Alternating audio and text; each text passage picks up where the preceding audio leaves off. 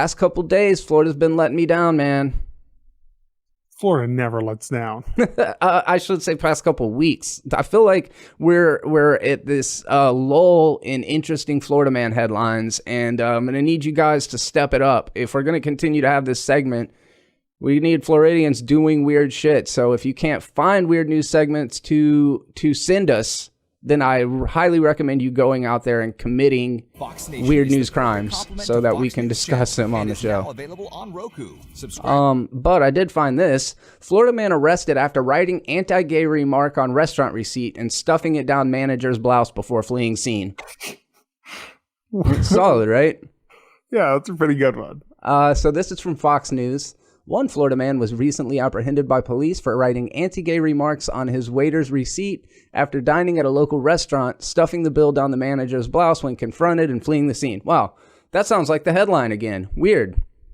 Okay, so Frederick Sterry Smith and his female companion finished their meal at Milagro on 12 Latin Kitchen in St. Augustine before things quickly took a turn for the worse. Where there was a line for a tip, he said he left nothing and said maybe if they weren't gay or if he wasn't gay on the bill. So the male waiter sees this and goes and notifies the female manager of the offensive note. The manager proceeds to approach the man outside the establishment, which, let's be honest, she should not have fucking done that. You let the bigot leave the scene and you fucking write it off. That's the end. Because what are you going to do? You know what I mean? Go out and say, hey, that wasn't very nice of you. Obviously, this guy doesn't give a fuck. Well, yeah. When he approached her in the parking lot and says, hey, why did you do that? The guy gets super defensive, starts berating her and cussing at her. And then he snatches the receipt out of her hand, rips it up, grabs her collar, pulled her shirt open, and shoves the torn check down her shirt, touching her breast with his hand. The manager reportedly screamed that it was an assault as the aggressor drove away. Law enforcement officials were contacted. The police tracked the man down within an hour. And his female companion, he replied, I can say whatever I want to whoever I want. And his female companion said, we didn't touch her, referencing the restaurant manager. Wow. Yeah, don't engage with crazy people. Just let them go. Yeah, that kind of goes back to what we were just now talking about. I mean, as a manager, what would you hope to accomplish out of doing that? At the end of the day, too, and this is the same thing, like the whole thing of if you've worked retail and they tell you if you're being robbed, we have insurance, let them take them. Mm-hmm. Your safety is more important than a stupid receipt that says something racist. Yeah. Yeah, 100%. Guess what? That person's going to be racist when they leave and crazy when they leave, regardless of what interaction you have with them. Yeah, and that's not to diminish the original offense. That's really fucked up for that guy to stiff a server in general. They work hard for that fucking $4 an hour that they make without tips.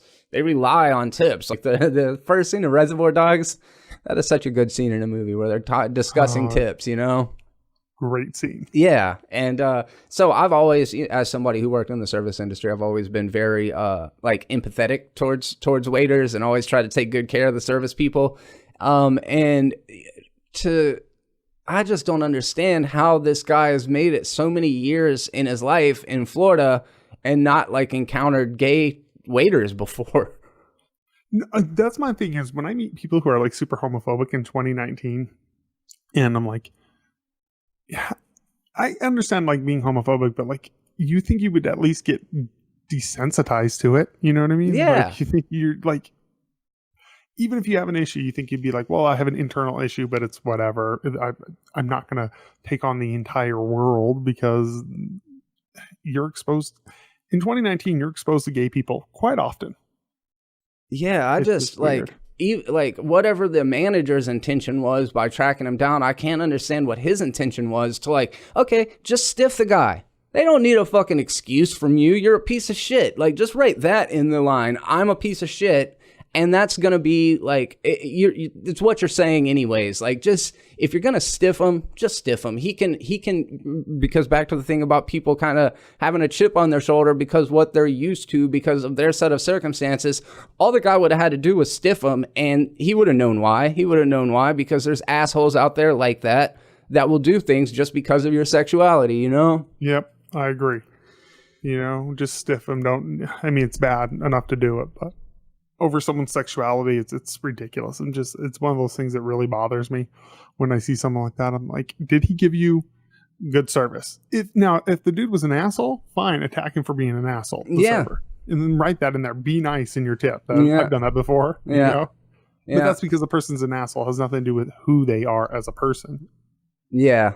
Not a funny story, but do you think, because of the way that he reacted, is that sexual assault? Yeah, I would say so. Yeah, it's got to be, right? I would say, you're grabbing someone's boob, I'd say that's sexual assault. I think they charged him with something, but I don't think it was sexual assault. I think it was like general battery or something like that. Let me see if I can't find it real quick. Charged with simple battery, booked in St. Johns County Sheriff's Office, $500 bail.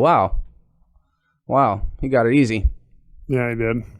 All right, well, from one not very funny Florida man headline to another, this one hit real close to home. A lot of these stories I'll find are from Pensacola, and this one, again, not funny. The reason why I am even discussing this is because of its proximity to me and my friend Holden. Pensacola businessman arrested after professing love to a 12-year-old girl. Okay, so here's the story. A 59-year-old Pensacola businessman is being accused of having an ongoing relationship with a 12-year-old girl, according to an arrest report. The PPD responded to a call on Monday, the 29th, in reference to an inappropriate relationship between an adult and a minor child. An unidentified person stated that in the report that the victim and 59-year-old Clarence Stephen Brown may have been in an ongoing relationship since December 2018. A woman in the report stated that her first inclination of the suspicious relationship between Brown and the victim was sometime before Christmas, when the victim spent the night at Brown's residence. According to the report, the victim told the woman that she had slept in his bed, but he slept on the couch. But from that time, the victim wasn't allowed at Brown's residence. On May 6th, the victim snuck out of her residence in the middle of the night, and while she was being searched for, a neighbor reported seeing a white SUV which stood out to them. The victim told the woman in the report she denied meeting anyone and was just out for a walk. However, it was later discovered that Brown actually drove a white SUV.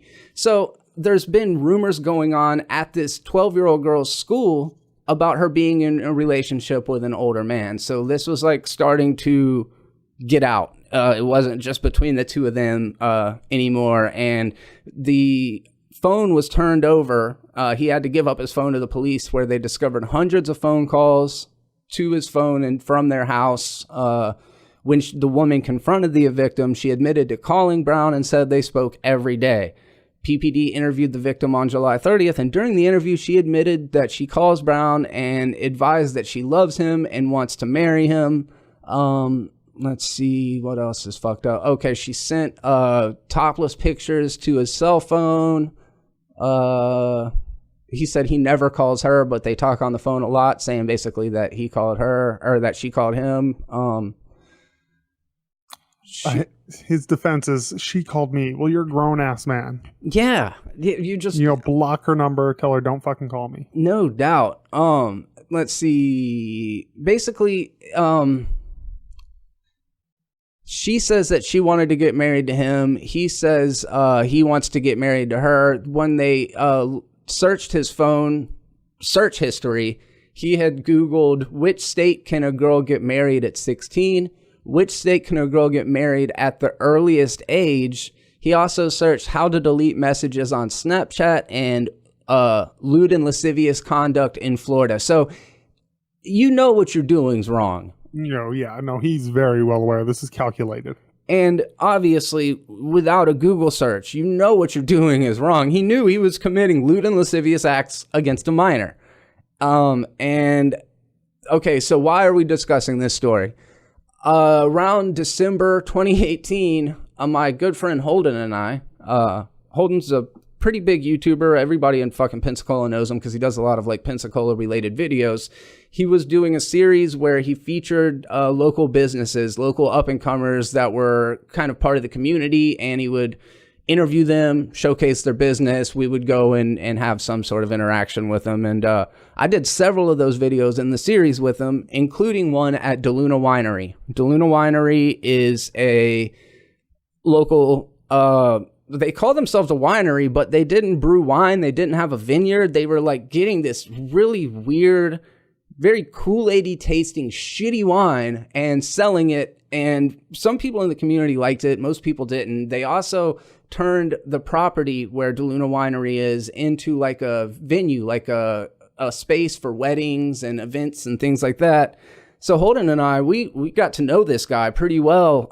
Well, superficially well, you know what I mean? But like you know him, but you're not like buddies with him. Correct. But I remember after because we did like a wine taste test while we were there for the video, and I didn't say it on film, but I said it to Holden. I was like, this tastes like what you give to girls in high school when you want to get them drunk, but they don't like the taste of alcohol, because it was like Kool-Aid, just the grossest fucking wine. It tasted like 100% sugar, but that was like a red flag. And then also like he really wanted me and Holden to like throw parties at this event space and like come and hang out with him and all this stuff. So I did get the impression that like he was a little young minded and like he wanted to hang out with people that were quite a bit younger than him. But how old was he? 60. What the fuck? 60-year-old man. I mean, with a 12-year-old girl, anything older than 13 or 13 is too much, you know? Yep.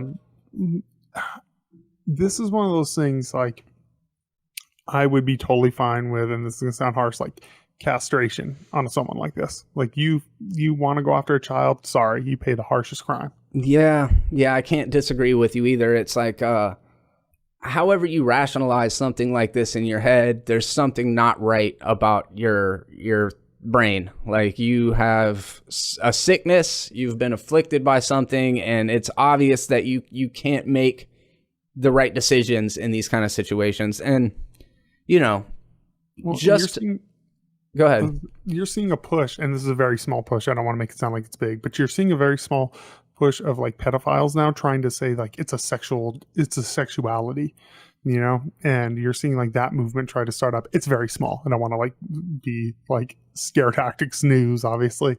It's very small, but you see people who, in order to think that, which this guy probably thinks it's, I mean, he obviously thinks it's wrong if he's Googling, but they're mentally ill. You have to be mentally ill to go after a child. I mean, you just have to be. That being said, it's one of those things, I don't give a fuck if you're mentally ill. Like, it doesn't matter.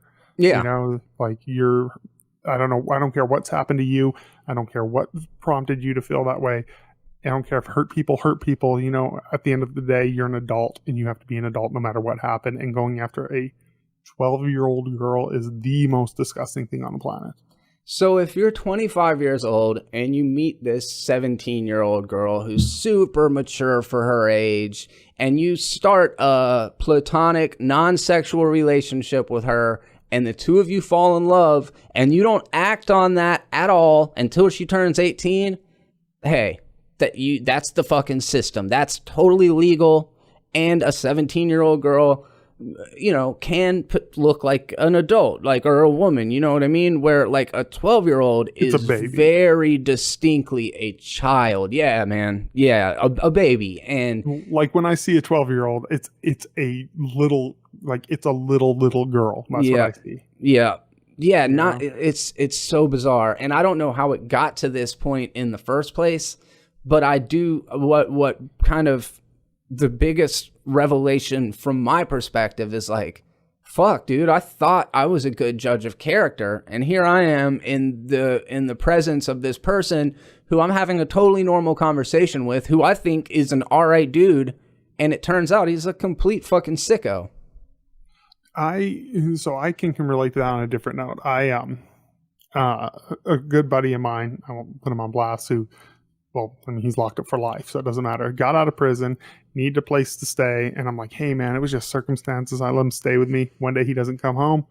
Find out he murdered 3 people. That's why he didn't come home. Holy shit. And this was a dude who was like in my home. That's crazy. It's one of those things you're like, I knew he was a gangster. I knew he was like, but I'm not, You know, when you grow up with someone, you try to justify them. You try to Yeah. justify their behavior. You're like, oh, okay, you know, they're not that bad. And he met my wife, and Joey was even like, man, he's such a nice guy. And then when she heard the news, she's like, him of all people, like he like murdered 3 people, then kidnapped another person and duct taped him and beat him.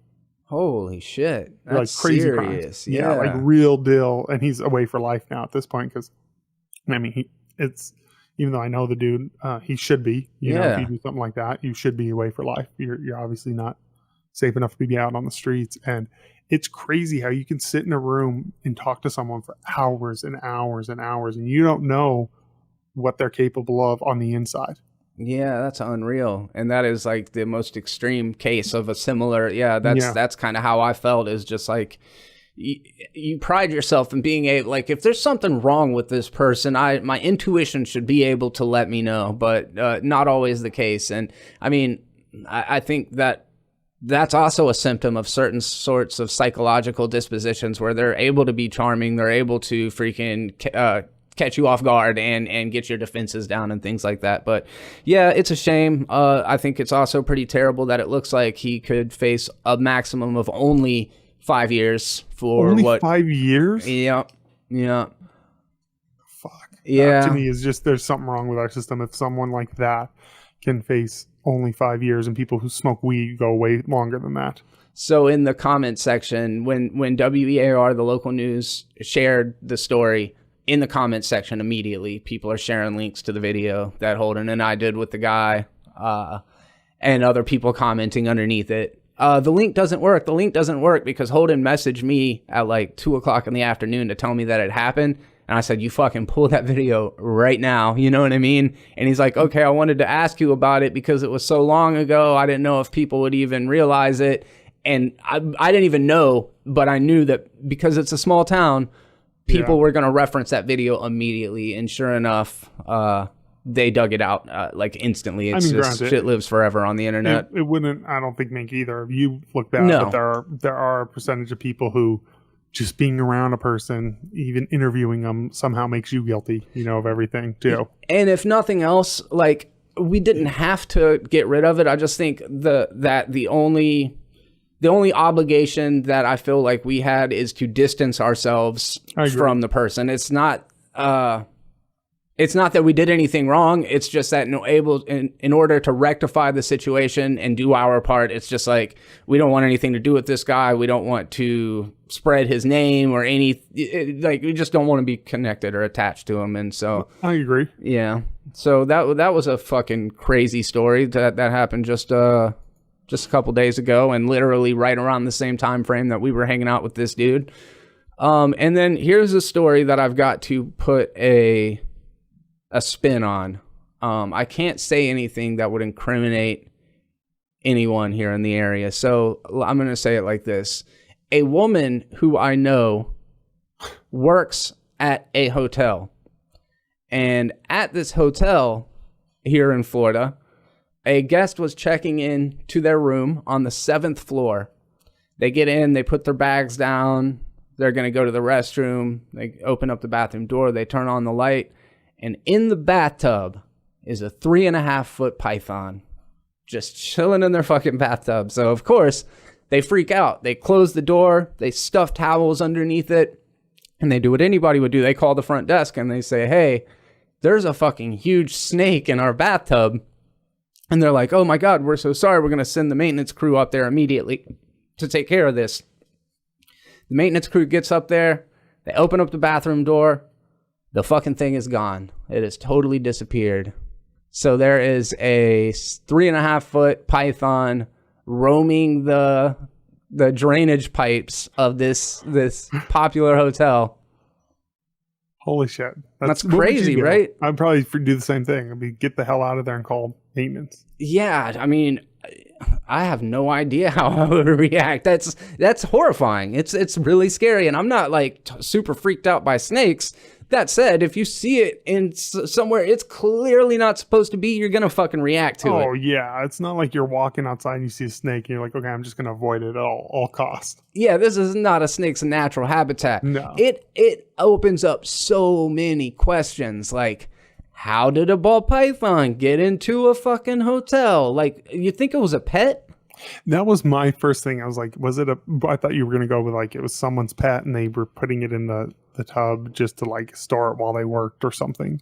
Was the first thing I thought, but I don't know. Maybe it was a resident who did it and then lost it. I mean, a customer who brought it with them and put it in somewhere, and then it was gone. And when they checked out, left it, or I don't know. I mean, are pythons? Is that the pythons? Are they natural to Florida? They weren't. Oh, No, they weren't. But now we do have a population of them, but they're mostly in like way, way, way South Florida, like near the Everglades, you know, Okay. down in the swampland. But only because they can thrive in this climate. They were pets, and now that they've been released into the wild, yeah, we've got them. But not on our beach. That is so weird. And if it were on the first floor, even, it's like, okay, this is random. Somebody's ball python got in here. But to think that it's like 7 stories up, it's just so unusual. And I always thought, this is just my ignorance, that like plumbing, the pipes were full of water, but the pipes are full of air, and the toilets are full of water. And when you flush the toilet, that couple gallons of water goes through the pipes and then it empties out again. So what happens in theory is that these snakes follow rodents up through the pipes as a food source, and sometimes they'll pop out wherever there's an exit. And this isn't an isolated incident. We've covered stories before where a person comes home and there's a python sitting in the bottom of their fucking toilet. And other kinds of snakes as well, dude. There was like a guy in Thailand who got bit on the balls by a fucking snake. And so it happens, but it is just such an anomaly. And yeah, I don't know, man. What if you went to a hotel? Not what would you do as far as how would you deal with the snake? What would you expect from the hotel? So I'd expect them to call animal services and get rid of that thing, and then probably comp the room. Comp the room? Which I don't know if I would want to even stay there after that. Yeah, I mean, it would be one thing if they went in there and they caught the snake and they were like, oh, here we go, we got rid of the problem. But the fact that like it could whack-a-mole pop up in your other bathroom too because you don't know where the fucking thing's at, not very reassuring. No, I think this sounds terrifying. This one didn't make the news, obviously, because if you can control that kind of information from getting out about your hotel, it's helpful. Yeah. So this is a People Are Terrible exclusive. This is exclusive. Oh, Yeah. snap. You Yeah. could have broke the story and said names and everything. Yeah. Just